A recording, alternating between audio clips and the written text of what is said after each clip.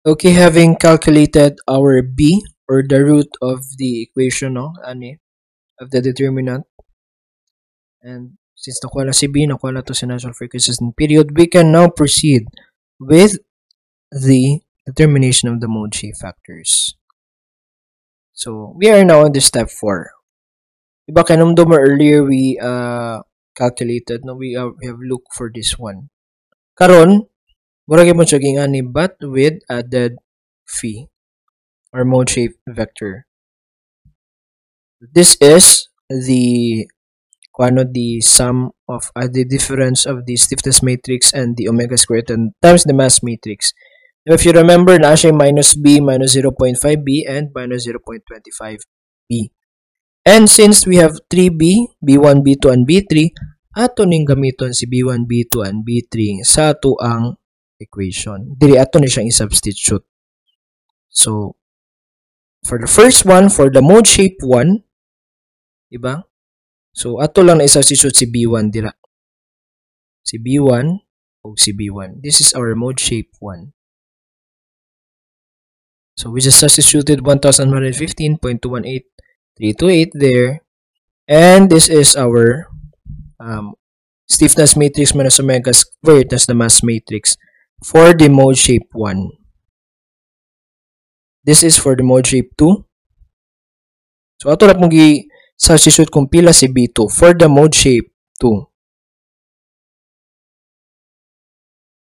Same as well for our mode shape 3. Sige. Naa naman tayo tagsa-tagsa ngayon ani for mode shape 1, mode shape 2, and mode shape 3. Ato nang i-calculate ang mode shape. Let's start with mode shape 1. Kung ano to yung factors. So, di ba, ato din, after getting the specific, no, for the mode shape 1, ato din gibutangan og mode shape factor is equal to the null vector. Si null vector, nga na itsura. Okay. This represents equation the first floor, second floor, and the third floor. Sige, sa may bato na to, ani. So, again, this is this part. And this is the mode shape vector. So, since we have 3 story, we have 3 mode shape. So, natin pagkuha na naming. That is mode shape 1, this is mode shape 2, and this is mode shape 3. Karon, kung abayan na nimog number, it will represent the floor. So, mode shape 1, so kaning mode shape 1, 1, that is mode shape 1, first floor. This is mode shape 1, second floor, and this is mode shape 1, third floor. For the other one, we have mode shape 2 for the first floor, mode shape 2, second floor, and mode shape 2, third floor. For the other one, we have mode shape 3, first floor, mode shape 3, second floor, mode shape 3, third floor. Ang given na to kay phi 1,3 man, no? The topmost, the third floor, that is 1.0. So, masolve na to ang uban mode shape. So, unsaon man nato ni pag-solve? Mano siya atong kung we apply multiplication here.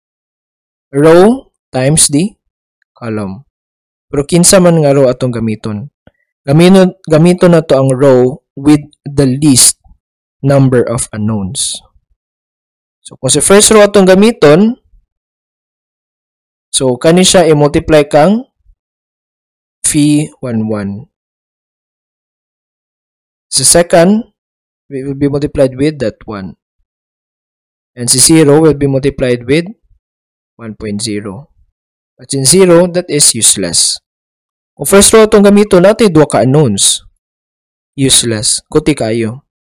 If second row itong gamiton, naatay sa 1 nga part, but still there will be 2 unknowns. So, itong gamiton is si third, kaning sa third row. Why? Only 1 unknown will be present. Because if there is 2 unknowns, we need 2 equations. And in the third row, there will be only 1 unknown. So, nganong 1 unknown? This will be multiplied. Sige, ano na itsura? Si 0 will be multiplied with the first one, phi 1,1. the second will be multiplied with phi12, and the third one will be multiplied with phi13. And phi13, or the mode shape factor of the third floor, is 1.0. So there will be only one unknown. You just distribute that, divide the whole equation. We can get our mode shape 1 for the second floor is 0.946. And para makuha ang isa, si phi11, we are going to use the first row. So more gini una magpares third row and for first row. List number of unknowns. So our first mode shape 1 first floor is 0.757. Same ra gyapon nga step with others.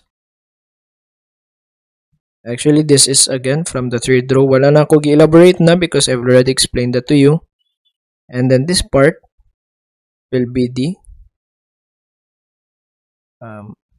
kanang first row.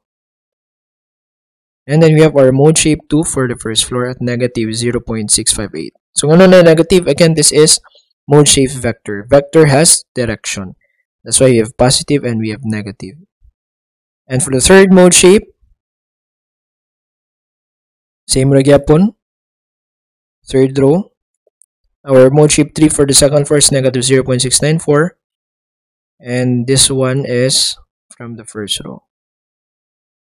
So our mode shape 3 for the first floor is 0.103. So this is our mode shape 1, mode shape 2, and mode shape 3 nga factors. So asa nigikan si 1, this was already given initially that the topmost floor has a mode shape of 1. Third floor has the mode shape of 1. So inyo nang bantayan, no, kung kinsa ang asa na siya gihatag. So let's sketch.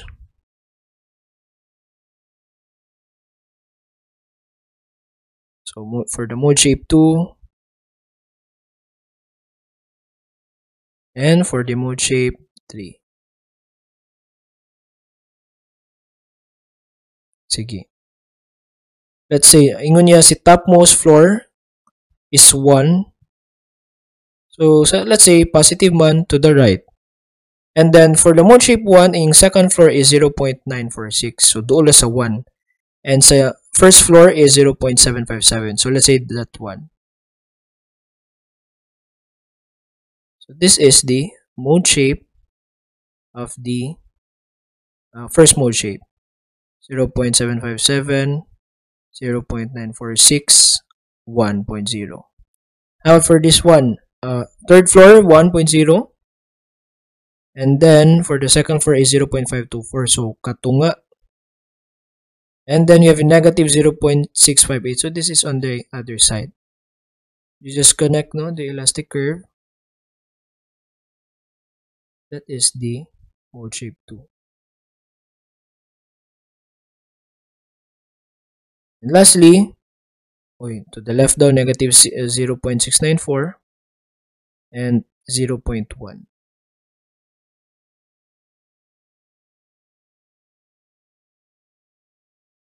This is mode shape 3. We have 1.0, negative 0.694, and 0.103. So can you mamatikdan in the fundamental frequency, all of the floors are moving on the same side. In the second mode shape, sa third floor lang ug sa second floor ang naa sa isa ka side, while the first floor is naa sa left. And by the mode shape 3, naglak-ang na. First floor to the right, second floor left, third floor is to the right. So this is the mode shape. This is the pattern of behavior sa ato ang 3 degree of freedom system sa kada natural frequency for omega 1, for omega 2, and omega 3. And for your assignment to be submitted next week, answer this one. Same process, same step. But this one is a concrete, instead of the concrete column, this is a steel column. Further instructions will be posted in the Google Classroom for this one.